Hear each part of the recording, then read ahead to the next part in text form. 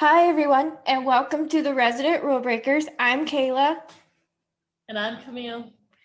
and today's podcast is about episode 412, Hope in the Unseen. It was written by Dr. Daniela Lamas and Michael Notarile and directed by Rob Corn. Before we get into the discussion, first off, we're recording this on Mother's Day 2021. So happy Mother's Day to all the moms out there, and not just the moms. I have a stepmother who pretty much raised me. So all the stepmothers, adopted mothers, foster moms, pet parents, because, there are people. There's more than one way to be a mother. So Yeah, I mean, exactly. I feel like mothers that you don't need to include like all the other ways to be a mother, as long as you're somebody. But some people are like, if it's not, some people are just so I was like, yeah, I'm just covering the whole basis. I'm not even gonna. If somebody considers you a mom, or you take on the parenting role for somebody or whatever, happy Mother's Day. Yes. You're whether you birthed a child or you're raising one, or whatever, so it doesn't matter. It's you're a mom. Your day is today. So Yes, exactly. But anyways, so Mother's Day. Also, Camille's birthday and Emily's birthday are both on Wednesday, May 12th. So yep. Happy birthday, Camille. Thank you. 37. And God have mercy, Jesus. Yeah. And happy birthday, Emily. We hope that you enjoy your birthday this week. Into the episode, obviously there's a lot of people who were gushing over Conrad and Nick because there was a lot of Conrad and Nick in this episode. Obviously Nick's on maternity leave now, but she really isn't on maternity leave even when she's supposed to be on maternity leave. Nick just can't help herself, can she? I would assume it's hard for any healthcare worker to like turn down a patient. You know what I mean? Like if you have somebody who needs help, you can't help but go help them. You know what I mean? It's kind of your job, and I'm sure that even when they're clocked out of work, there's still that instinct to help people, or else they wouldn't be doing that work. Yeah, that job is like a 24/7 thing, you really have to be devoted to it.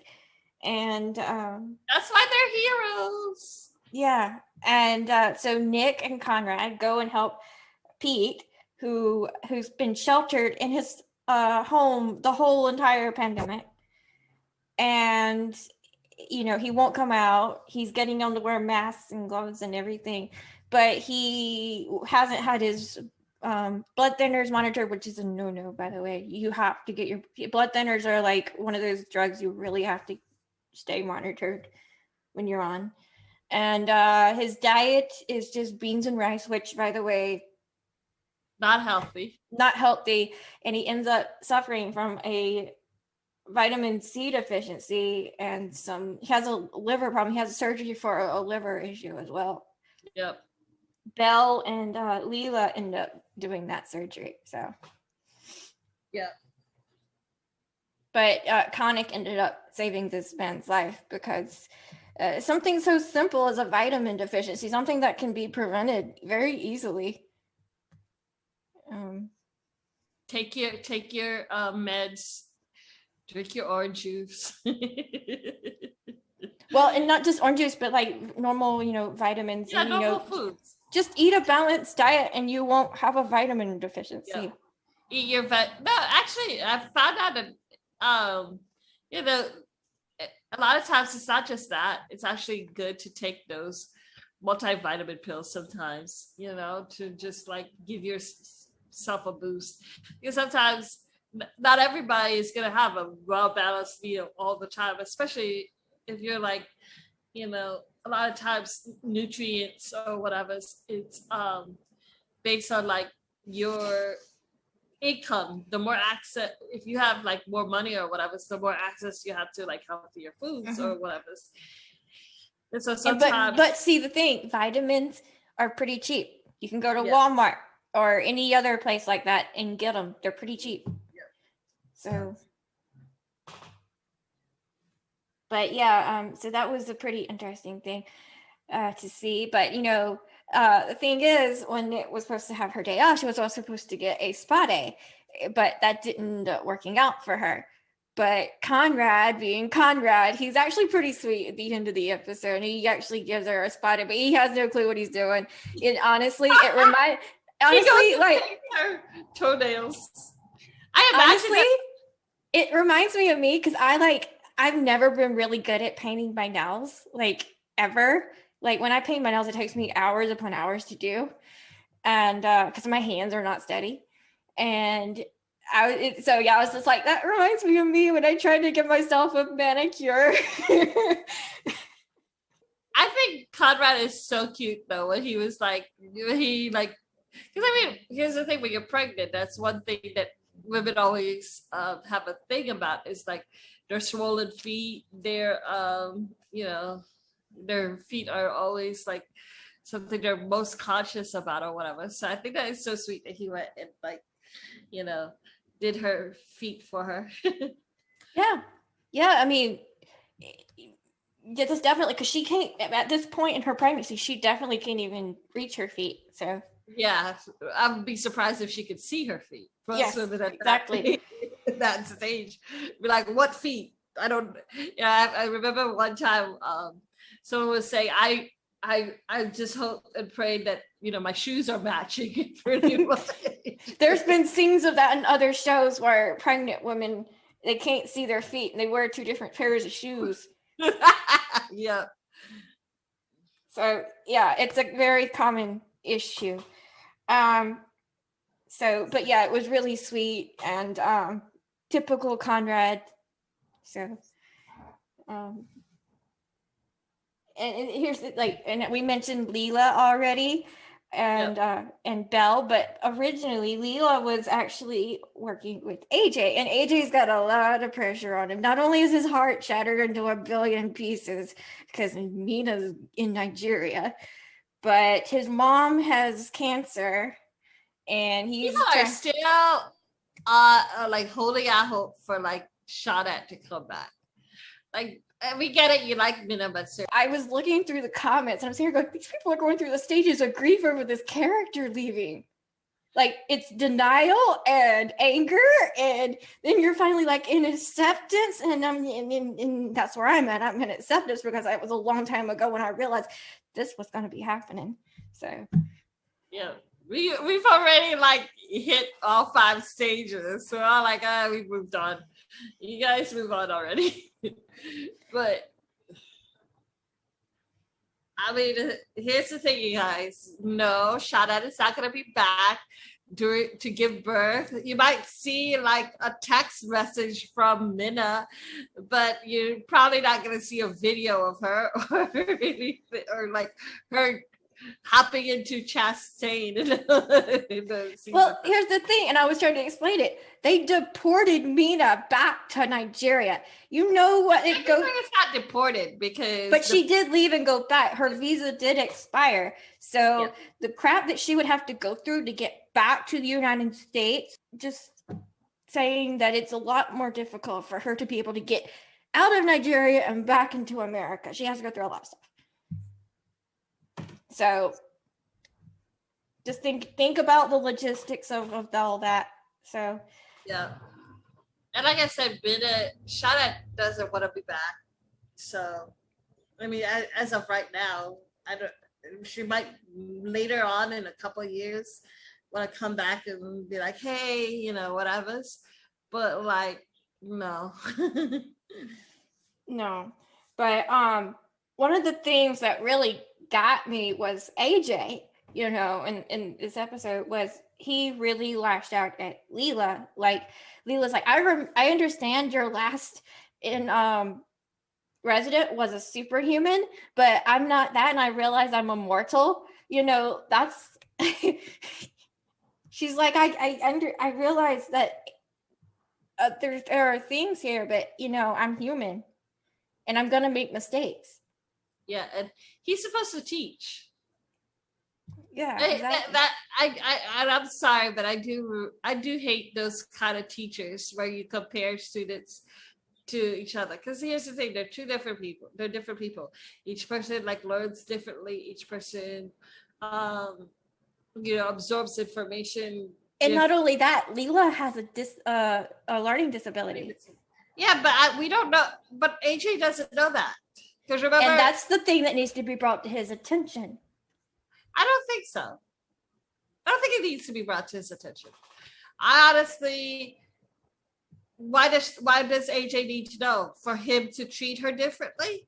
She wants to learn. She wants to be treated the same. That's why only Devon knows. And Devon knows because he guessed. But, it's up to her to decide who knows or not and when to disclose it. And I think she's doing a bang up job learning, what she needs to know, whether or not, even with a disability, you know what I mean? Mm-hmm. So, but she did. She got an apology out of AJ. By the way, I would say old school AJ. That would have been like something that would have never happened. But AJ's had a lot of growth, and he's dealing with a lot of pressure right now. But he realized something in the midst of what his mother was going through, and that's that he needed to apologize to Leela, and that he still wanted to help her learn. So he gave her an olive branch, and I think that was the turning point of the episode for me. Yeah. But I love that, Belle stepped in to help her when she felt like she needed, when she needed it to have help. And Kit was there for in the supply closet, because Kit's under a lot of stress from the board, and because the hospital's under a lot of debt. Yeah. So I love that Kit had a teaching moment for her too. I love that. Like, she was like, "Here's a pillow. Scream. Use this instead." I just love that. For me, when I get frustrated, I start like screaming as well. But usually I don't do it at a pillow. I just scream. I end up screaming or crying. Yeah. Or both. Yeah. But Kit, speaking of Kit, Marshall, and I didn't realize this until this episode, that he was the chairman of the board again. Like, I love that, because I think we brought it up that we wanted him back in that position, and they answered that one. But it was nice to see Marshall back, and nice to see him as the chairman of the board. But I was kind of sad we didn't see a scene with Conrad, though. But I have a feeling that that's coming, because Marshall's about to be a granddad. And Marshall and Kit help Phillip, who is the owner of the company that's doing Rose's treatment. Yeah. And they swoop in at the last minute to help him save his company. So. Yeah. Well, I'm just glad that Rose's problems did not have to do with his trial. Yes, because originally it was really scary, and I'm hoping this guy is proving us wrong, because we had said that he's kind of sus, I like every moment that I see him on screen, I'm like, he is gonna be Gordon Page. I just have a feeling that he's gonna be this bad guy. But so far he's doing okay. But I don't know. Gordon Page is giving me PTSD or something. Because every time I'm just suspicious of this dude. But yeah, because at first it was like, because the press release was like, she has a setback in her treatment or whatever. And it's like, oh yeah, this is not good, and we said that last week. But with this, I was really glad that it wasn't that, and that it was, she had a chemo blast before she had her treatment start, which means her immune system was compromised, and she got an infection.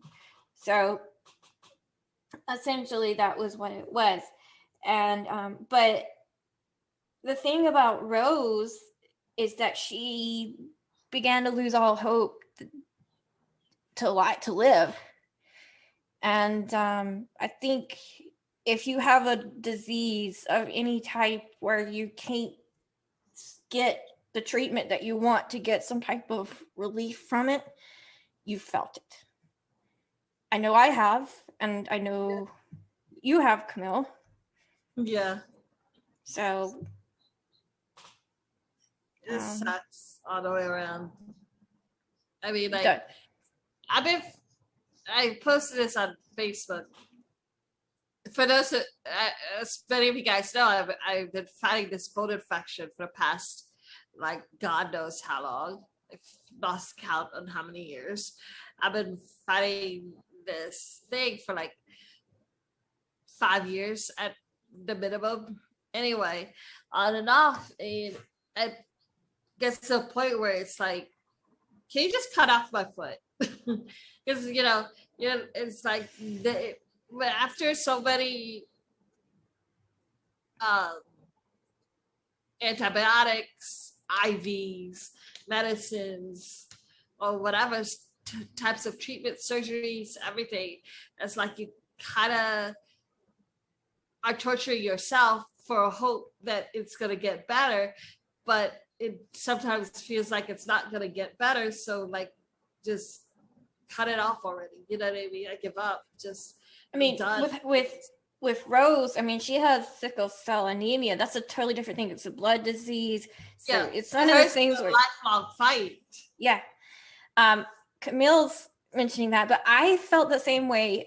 Prior to having my hysterectomy 2 years ago, I was dealing with chronically painful periods, like in the bed, crying my eyeballs out in the fetal position kind of deal.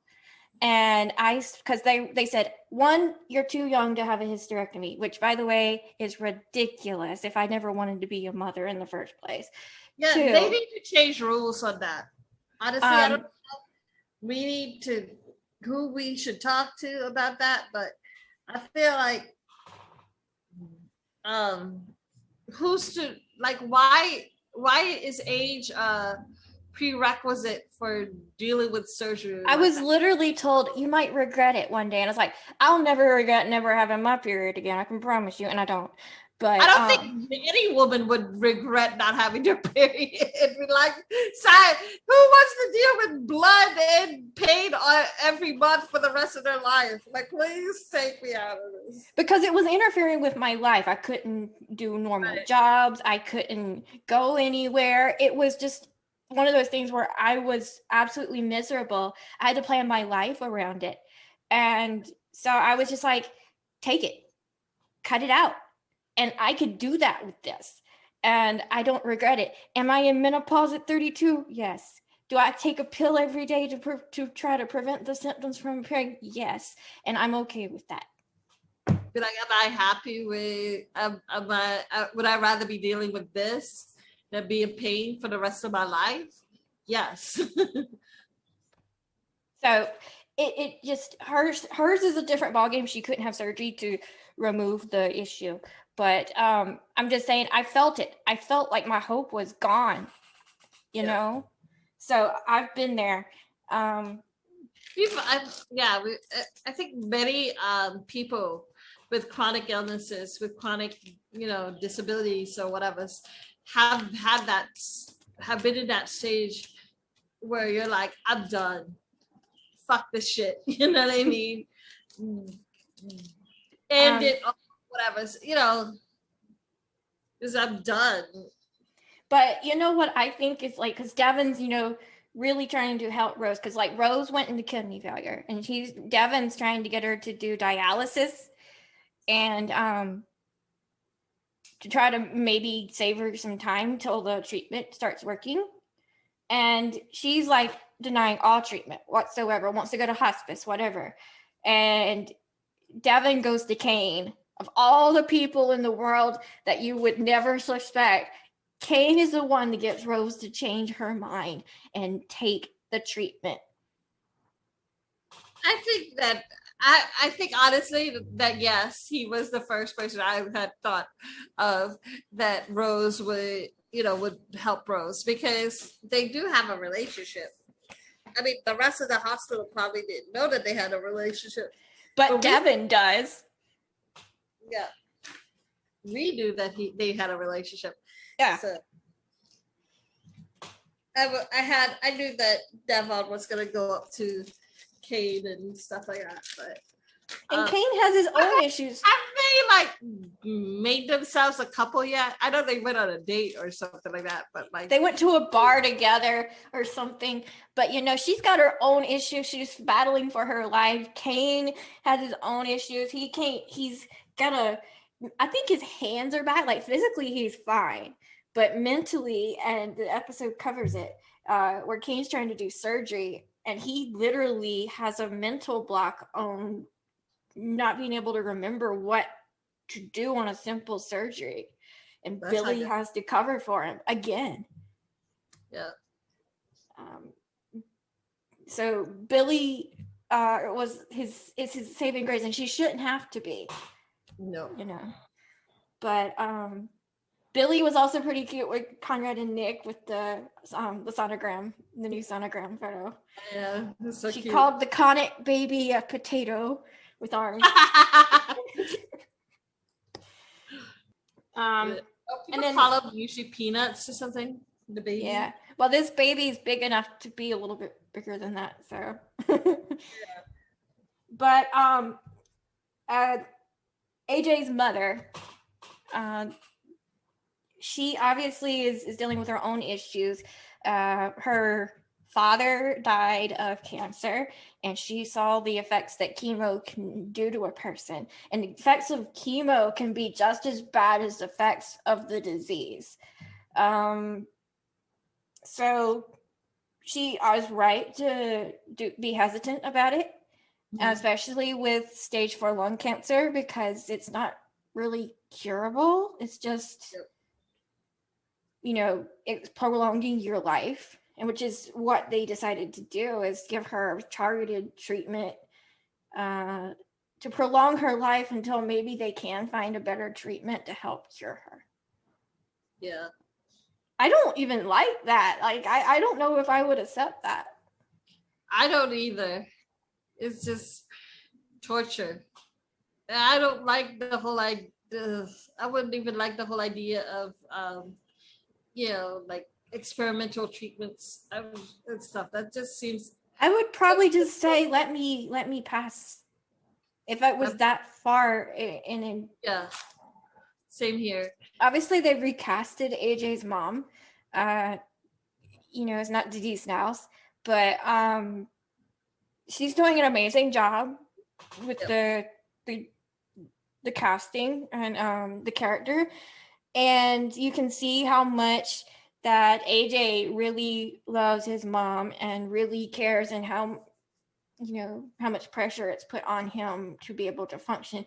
But his parents admire him for the amount of fact that he's still able to handle his job and do it with grace. So they even complimented him on it. So it has to feel good to him to have his parents be proud of him. So. Yep.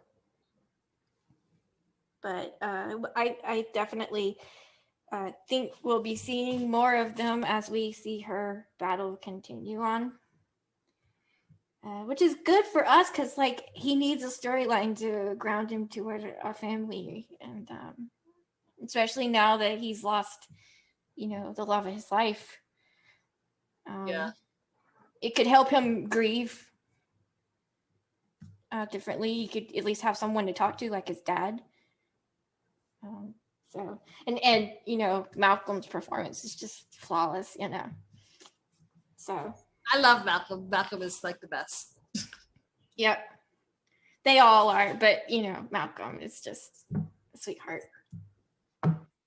So, but yeah, I mean, considering everything, there are parts of this episode that really just made me think, with Rose, And there are parts of it that made me go, oh, that's really sweet, like with Conrad and the manicure, and AJ apologizing. So Yeah. But the one scene I was really hoping to see once I saw Marshall was in the episode was hoping to see him at least talking to Conrad and or Nick, because he's got a the baby. Yeah. So he can, at least, he's got a grandbaby on the way. So yes, I don't understand why they didn't talk about that. So, and especially with the relationship Conrad and Marshall have, I wanted to see that. So, that was probably my one missing scene of the episode. Yeah. When was the last time we saw Conrad and Marshall interact? The wedding? Really? The whole season, no scenes. Wait, no, the stabbing, no? No, that was Kyle. No, but Conrad was there. Marshall was there too. Maybe he was. It's been a long time. I remember that was the scene where Kyle fell on the floor and Marshall was the one who had to pick him up. Yeah. So maybe it was when Nick was stabbed, but it's been a while. Yeah. So we missed some Conrad and Marshall scenes. It'd be great though what is the grandparent like? Well, I don't think Marshall would be there for the birth thing. Well, birth. Grandparents are going to be there at the not for the birthing, but be at the hospital after, so Conrad can announce his baby's come, Yeah, probably for the announcement, but not for that's what I would like to see, Yeah. That, and we have a baby shower coming up too. So just show, because we have 2 more episodes and season 4 will be done. Still no announcement on season 5. Well, upfronts are next week. So if anything, we will know sometime within the next week. The press release for next week's episode, which obviously airs Tuesday night, 8:00 Fox, and on Hulu and or Amazon or whatever the next day. But we do push Hulu because it is relatively cheaper and easier to deal with. Anyway, so next week's episode is the baby shower. Billy throws Nick a baby shower, and Conrad Ricamora is in the episode as well. Yeah. But the episode's description is: on the day of Nick's baby shower, Billy takes full control to make sure it goes smoothly, but a secret she's been hiding changes everything. What secret could that be? Good. Especially considering her and Nick have known each other a long time. Yeah. But Devin and Leela stumble upon an apartment fire where they assist getting victims to safety and to Chastain. And Leela gets the chance to prove her skills to the Raptor. So that's going to be an interesting plotline. Jake's back, and he and his husband deal with the complications of Sammy's health. So Sammy's returning, and they prepare to become more permanent fixtures in her life. So I know some people won't or predicted that they may adopt this little girl, but it would be a very tough road, and she has a little chance of surviving what she's going through. So I don't want to get my hopes up on that one. Aww. And Raptor and Rose receive exciting news. Raptor and Rose. Yeah, it says, and both the Raptor and Rose receive exciting news. Yep. But Marshall's in the episode. So obviously, apparently he makes an appearance at something. He is the chairman of the board, but he's also the grandfather of this baby. So We don't know what's going to happen, but I really kind of want to see him at the Kyle baby goes shower. through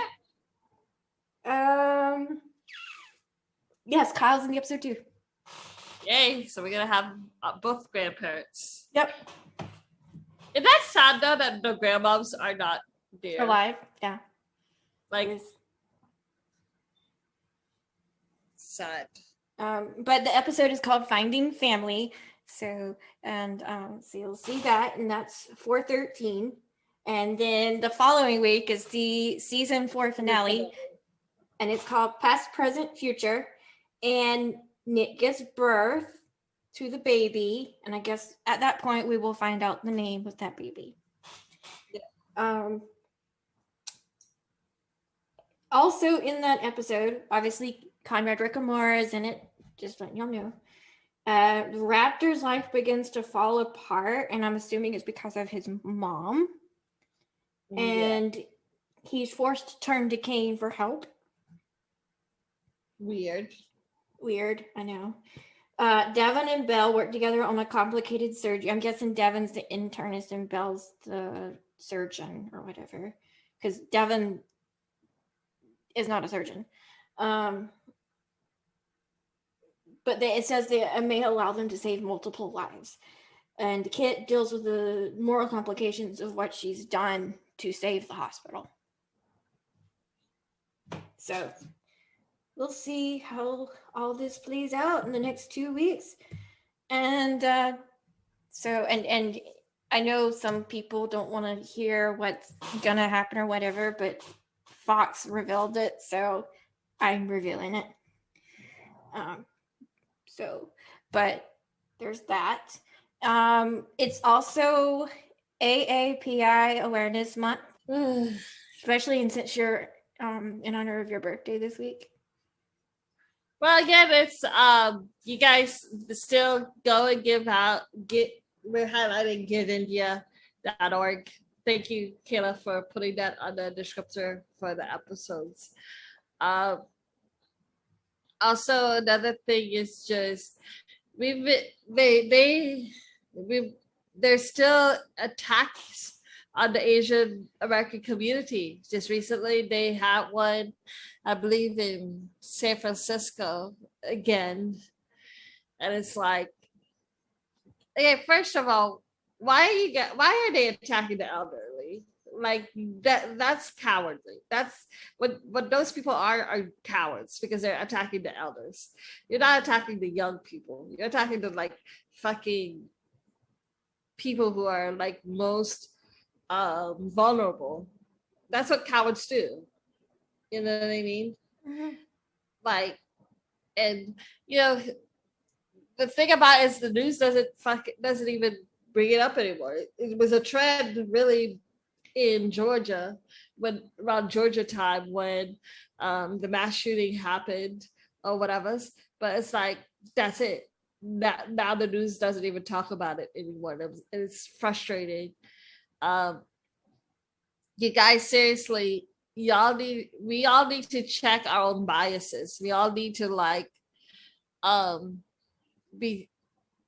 protect ourselves and protect others, and like know better, do better, I think. But yeah, it just sucks. It's frustrating. I know I speak from privilege because I live in a mostly Asian American state, but still.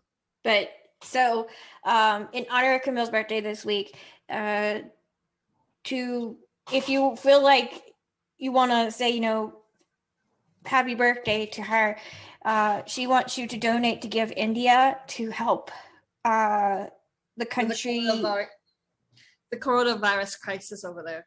Yeah, to help the country solve its coronavirus crisis. You've also probably seen Give India on Manish's social media. So he's been posting about it as well. So you can see it on his Instagram and his Facebook page. So just bringing that one up. And so also before we go, the Patreon account, which obviously we know it's been silent, but it's still there to help fund the podcast. It's as little as $1 a month, and it goes to everything from hosting to equipment to stuff like that. Me and Camille just got a new microphone because of our Patreon. So it does help, and we're grateful to our patrons. So yeah, there's that. And it's patreon.com /the Resident Podcast. And then you can always do contact us. We have an email address. It's the residentrulebreakers@gmail.com. Yeah. We also have our Facebook page, which is the Resident Rulebreakers Podcast. And you can find it pretty easily on there. And so there's that. And it pretty much is everything that's on our Instagram. Yes. And then we have our Facebook group, which is, if you're not in that group, the Resident Fox fans, if you're not in that group, it's linked to our Facebook page. It says join group right at the little top up there.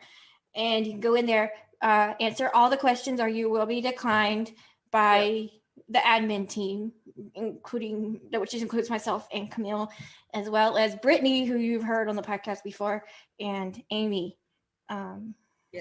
So just want to give a shout out to them.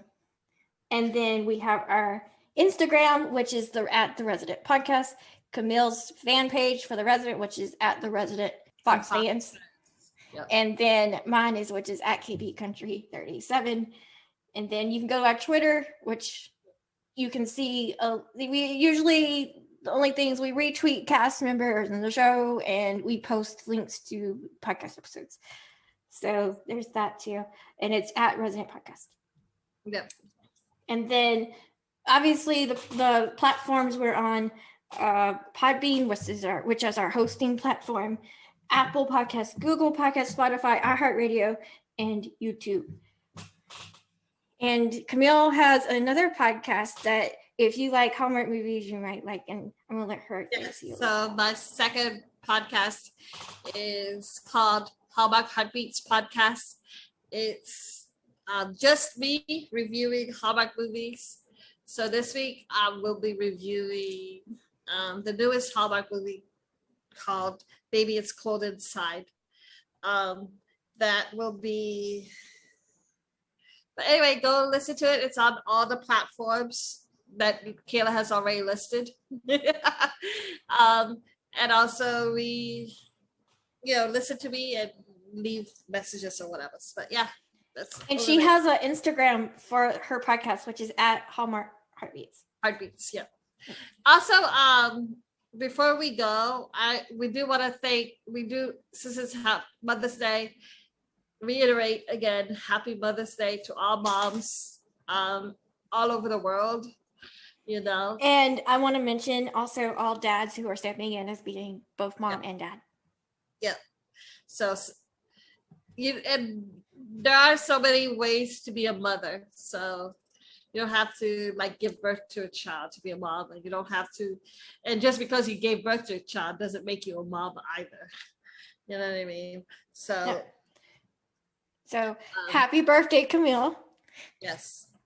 And happy birthday, Emily, on Wednesday. If you remember, send your birthday wishes to Camille, obviously, and to Emily. Maybe she'll see them, maybe she won't. But Emily's Instagram is at Emily Van Camp. So there you go. Yeah. So until next week, where we'll be discussing episode 413 of The Resident. I'm Kayla. And I'm Camille. Bye, guys. Bye.